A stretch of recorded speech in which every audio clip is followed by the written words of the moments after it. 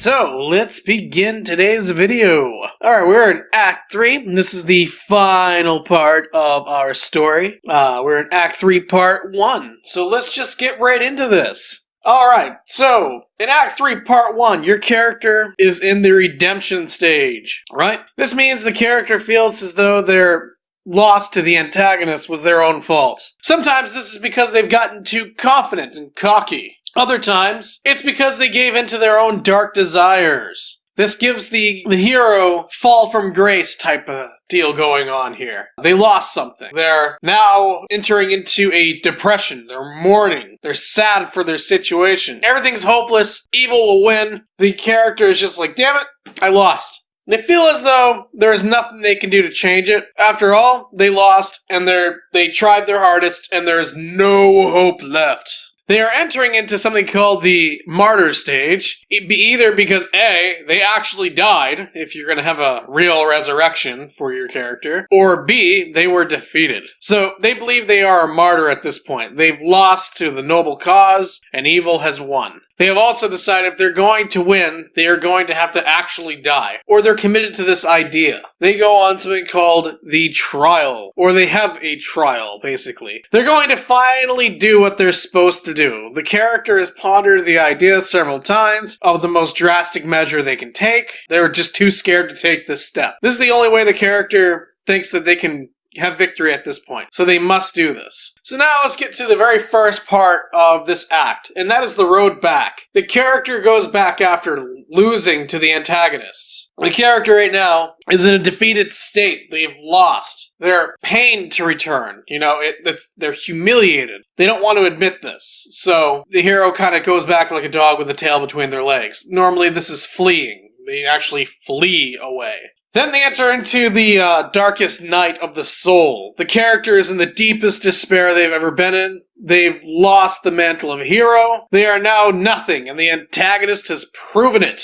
Deep in their soul, they mourn for their losses and dwell in total hopelessness. Normally, the reason why they're mourning is because they might have lost a friend during the way. They might have lost everything during the way. But they've lost, right? So then we have something called the resurrection story. And this begins now. Normally it ties into B's story, but the character, however, receives some kind of awakening again. They are entering into the resurrection. This is where the actual resurrection takes place in the character.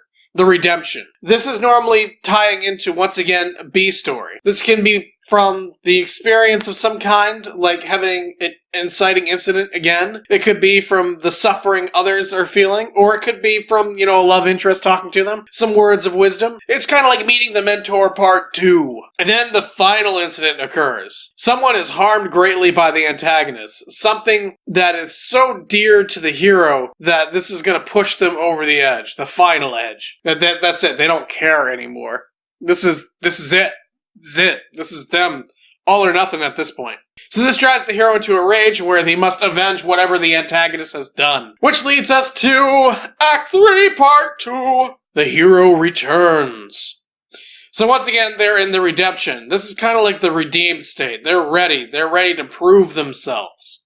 They have acceptance. They have seen the issue as it is, and they know how things are. This means that they are going to make a change because everything is crystal clear to them now. And they have purchase commitment. The character has done some kind of action that forces their commitment to the situation. They are going to claim victory, or they're going to literally lose everything. The next scene starts, and is the character preparing to die. The character knows the way forward means death, and they have accepted that.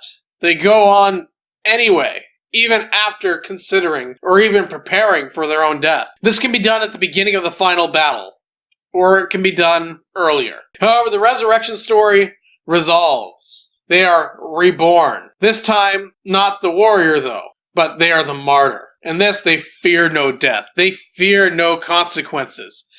They instead fight with all their power and fury with no hesitation whatsoever. That leads us to the finale. This normally is a dialogue between the antagonist and the hero. This could be a battle scene leading to the final battle. This could also be just them talking it out, but the hero would normally be fighting the antagonist's minions if they're going to be fighting a battle. And maybe the antagonist is there, but the minions are kind of like the ones in the way. And this is when the guy's going to beat up the minions, right? Then the climax, the final battle. This is the final battle. This is the part that everyone loves to watch in a movie. You know, it's the hero versus the antagonist. And it's a one-on-one match, and they are gonna fight it out. At the end of this, one of them will stand. Will it be good or evil? Who will win? This is where the antagonist shows their greatest strengths and their greatest powers. Whereas the hero is going to display new strength, new power, and mastery of what their technique is. At the end of this, there's only one that's going to be standing, and that's going to be the hero claiming his crown. The antagonist is finally defeated. The hero can return with the elixir. This is a part where all the loose ends are tied up by defeating the antagonist. They're going to fix everything that was wronged by the antagonist, or at least as much as they can. They have the remedy to the problem. They are able to put things back as they were, or even better than they were. Which leads to the denouement. This is life back to normal in the ordinary world. This sometimes is called simply the life after, which is kind of like the life before, but with its improvements. It's displaying everything is back in its rightful place, which leads to the final image. Now, if you go back to the first image, right, we're going to do kind of like a mirroring of that. It is the first image without the issues. It is the character being at their best. It is the change that has taken place because they have defeated the evil. And it is the last thing that the reader is going to see. If this is done wrong, you're going to leave your reader dissatisfied. You better make sure you get this right. And then there is an optional part after this, which is the epilogue. It is optional, but is sometimes needed. This is just as a general summary of events that happen after the story has ended. Alright, and this concludes our story. This is how you write a story. If you include all these parts, you will have a successful story, or at least you'll have the highest chance of having a successful story. I have given you the tools that you need at this point to have a proper outline. Now notice we haven't made any characters yet, so that's what we're going to be going into now, is how to paint this world. We got the framework, basically. Now we got to design structure to it. We gotta design what it's gonna look like. We're gonna design the artistic integrity of it. And also, might not be the end. See, if you're writing a series, you gotta leave a little bit that needs to be fixed still. Something that can happen to change everything, to drive it back into chaos. Anyways, you know what time it is, right? It's time to write.